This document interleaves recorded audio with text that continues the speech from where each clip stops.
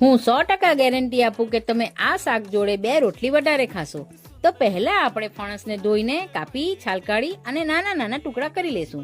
ત્યારબાદ કુકરમાં ધોયેલા ફણસ અને બટાકા ઉમેરી પછી એમાં મીઠું, હળદર, કાપેલા મરચાં, આદુ, લસણ અને 2 ગ્લાસ પાણી ઉમેરી બાફી લઈશું.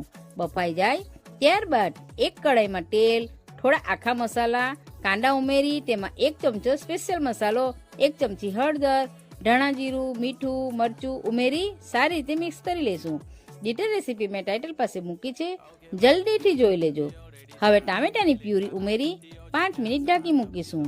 તેલ ઉપર આવી જાય ત્યારબાદ તેમાં ફણસના ટુકડા, પાણી અને બટાકા ઉમેરી ફરી એકવાર ઢાંકી રાખીશું. તો બસ આપણું શાક ખાવા માટે રેડી છે.